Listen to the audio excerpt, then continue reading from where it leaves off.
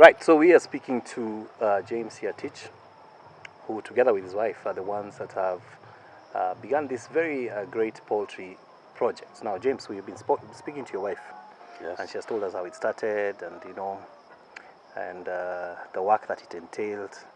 I just want to ask you, from your perspective as a supportive spouse, when your wife and yourself, when you both started this project and eventually she left her work to continue and enter into it completely, what were your thoughts? Did you have any fears for the future? Did you have any concerns?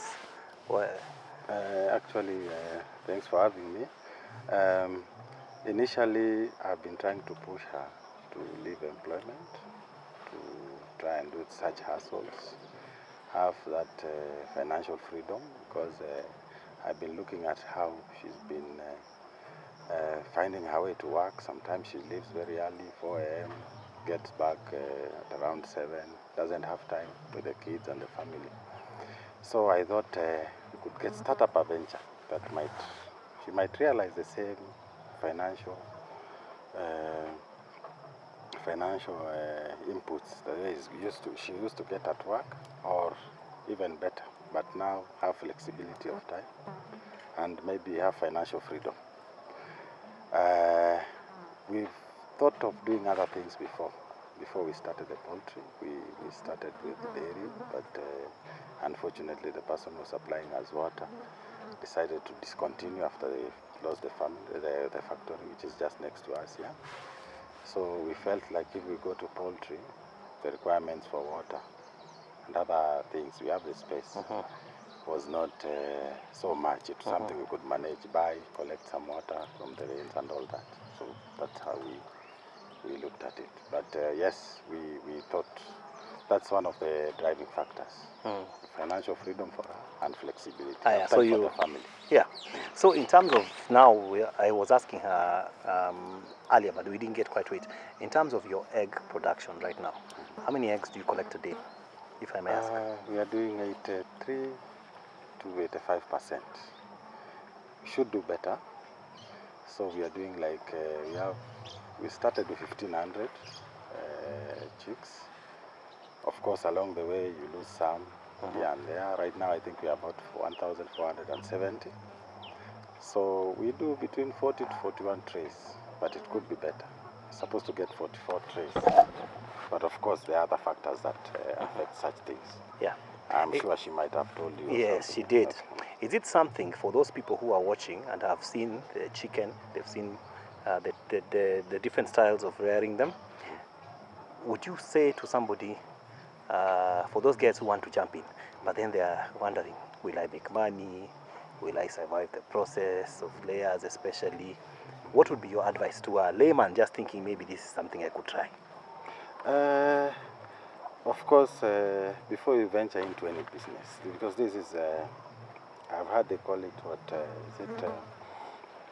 agribusiness, is it? Yes, it's agribusiness. Before you venture into that, you need to do your own research. You need to do business plans, see what other people are doing, see what the requirements are. Is there that market? Do you have the capital? Do you have the land?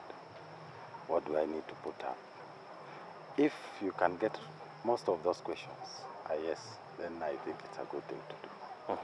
Ourselves, when we started, we ensured we had capital to actually feed the chicks for at least 20 weeks. That's about 6 to 7 months before you see the first egg. And she must have told you it's not easy. It's a lot of faith, she it's said. A lot, yes, and you need to put in a lot of capital before you start seeing something. At least they can start paying for themselves, pay for the workers and all that. So if you can do your business plan, find out everything, and you can answer most of those questions to PS, then I think it's a good thing to do. It's a good thing. Because right now, we are able to pay workers. She's able to pay herself, pay the workers, pay water, electricity, everything, and buy itself feeds. And by itself. With so now you can now say it's fully self-sustainable. It's sustainable right now. But of course, the capital is investment. That one will come later after maybe the second or the third lot. Yeah, you don't just get back your initial capital immediately. Yeah. So a lot of patience as Of well. course, of course. Yeah, some people, for many people, and I was talking to earlier, many guys lose their psyche for business after some challenges have checked in. Is there any challenge you can think of in the beginning that made you think, hey, was I doing the right thing here? Yes, after talking to people, of course, there's a particular farm I visited near here. He had about 30,000 chicks, layers. He was collecting eggs, about 27,000 eggs every day. When I started, we had agreed, when I start, he'll come and visit and see how I'm doing, and he'll just try to encourage me. But when I started, I called him, hey, please come and visit. How is your farm? Can I come and see? We discuss other things. He told me he had closed. So I was wondering, shocked now. Am I doing the right thing? If But, the champion has closed. Yes. So he's doing 30,000, I'm only doing 1,500. Also, other people are telling us, oh, the market is not good. Of course, there is a lot of influx sometimes from Tanzania and Uganda. It affects the... Of eggs. Yes, it affects the pricing. But the price cannot go as low that it cannot cover all those costs. And at least you get something. Yeah, so challenges are there. Right now, we even have challenges for manure disposal and management, waste management. I think you went inside and you saw. Yeah. Both, I think you visited both, is it? You did deep litter and Yes. the battery cage. Waste disposal, the challenges are there. You cannot say you cannot get. There's nothing that comes easy. So you go learning. Yeah, like that, yeah. How about the markets? Now, by the time you were getting your first eggs, did you have ready markets? Was it like, oh my goodness, here are the eggs, what do we do? How did you go navigating the markets, and how has it been like? Luckily, we got referrals. There are people who come into this business and they don't want to continue. They don't do business continue plans. Okay, so most of those are the ones who gave us referrals. Unfortunately, with the pandemic now, COVID-19, initially we used to take eggs up to Parklands, Embakasi, everywhere, but now the market we have is local. But we thank God, we don't keep most of it here. We get about 40 trays, I said, so we can't stay 2 or 3 days without getting a call, someone coming to pick them, or sometimes we have to take them to the market. Yeah. So market is there. Market, in fact, we intend to increase. We intend to go to about 4,500 to 5,000 by end of this year, if all goes well. So what would you say, in terms of, people are saying, talking about the pandemic and how business has been hurt by the pandemic, and all businesses have taken a hit. Are you feeling it? And if you are, or even if you aren't, what would you like to see government do in terms of, especially with view to agribusiness, to help people like you improve and scale up and go further?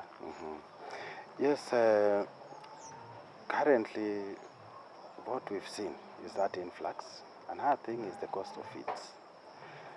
I was talking to some farmers in Uganda. They are telling us their costs of their feeds is about half of what we are getting here. Okay, and so sometimes when most of their eggs they normally import to Kenya. Okay, so if we could get the government assist us, those guys to come so that it doesn't affect our pricing. Number one. Number two, what I realized, the maize in Uganda is not their staple food. Okay, so pricing of maize is quite low. To them, they don't have an issue making maize poultry feeds with it because they don't have a market for it anyway. So we have challenges, especially in feeds. I'm not sure if we are being taxed a lot or something, but I have a feeling there's something that is not adding up. I intend actually to go there and find out. But currently, if we can have those influxes at least stopped a little bit, as farmers might be a little bit happy. Have you felt any? Yeah. I remember sometime last year, before even we started, there were some demonstrations in Kikuyu. by poultry About the farmers, eggs, yeah. about the influx, yeah. And this time we've also experienced it. I think there's some eggs that came, I think, from Tanzania or something, but fair enough, we are still selling. We are not Yeah. complaining. How are things like in the pandemic? Uh, Are people consuming eggs? you know, egg is a cheap source of protein. Yeah. There's a time we decided on Saturday, let's see if we can go around and see if we can sell around. We just went to dwellers in low income. Neighbors around. Around, and you are surprised we sold a lot of eggs, more than some other estates which we feel like they are middle class or high end. The eggs there were not bought more than at areas that we felt that there are people who are, Yeah. what do you call So the demand for eggs in Kenya is not It bad. is actually there. It's actually there. It is very high. Yeah. That's why we intend actually to increase the number of birds. Right. So if I was to tell you to just give somebody the 3 most important things, like you said, if they can answer those questions, they should get into business. But I'm asking you now in terms of just that person who is afraid, not just this business, of leaving a full-time job to enter into an agribusiness like this one. Okay. What would you tell them? What I would tell Would them you encourage is someone this, to jump into their own business? No. For agribusiness, Yeah. you have to develop that passion first. Do you want to do that? Because, as I told you, we started with 1,500. It's not a small number, but we are using it to learn. Okay? We learn, we'll make mistakes, learn from it. Next lot, I think we'll do better. So first thing is, do you have the passion? Is that what you want to do? If you want to do other things like being a mechanic, or if you find yourself, your thoughts are just geared towards agribusiness, which line? I'm sure she told you. If it's poultry, there are about 5 lines, isn't it? You can either do the meat one, the broilers, you can either do layers. I don't know if she told you. You can also do hatcheries. There are people who are selling us these chicks. You're buying them from people. You can also do formulation, making the feeds now. Okay? Or you can do value addition. That's that meat and the egg, bake cakes, do all that. Yeah. All that is that line. But you need to have that passion. If you have that passion towards poultry, yes, that's your first yes. Number 2, do you have the capital to at least run that business you want to venture into, that line you want to go into, for at least a period that it will be self-sustaining. Yeah. Okay. There has to be a buffer period. That one. Kuanguka. For this of ours is about 7 years. So you need to have land. You need to construct that structure. You need to buy those chicks. You need to feed them. You need to vaccinate. You need to do the brooding, put the warmth and all that. You need to get a professional worker, someone who understands and pay him very well, of course. All those. Yeah, and I'm impressed. You become quite adept at this thing. Yeah. So, inakuja tu sasa. Yeah, of course. This is what I've been doing. So, that's the second one. Then the third one, do you have the market? But most people look for the market as you start. I don't think market is an issue. It depends on which line you're looking at. All those 5 I've told you. It's interesting because most people think, how much money will I make? No. You don't look at money. You know, you don't look at money. Because if it's a question of money, I could have started with 10,000. Okay? But I chose, let me just start with 1,500 and see. But now I've seen it's a good thing, it's a good venture, so I need to continue, and I want to stagger it in such a way that when these ones are leaving, the second lot are laying, or they still have 1 year, like that, so that I have that continuity. I can now rely on it and think about money. But currently, when you are starting, just get in, get sure that's what you want to do, and that's it. Yeah.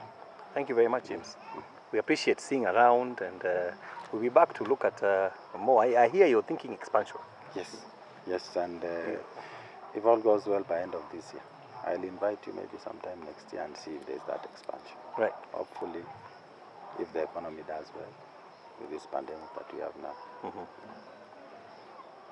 Yes, James Yatich, Jamaa wa Kuku. Right here on Talking Points with his wife as well. If you're at home and you are thinking of getting out, now you have some idea of what are some of the things you can do while you're home. At home. Maybe even get into it and do it fully. Who knows? That's Talking Points tonight. Thank you for watching. Good night. God bless you. I'm Nevertheless.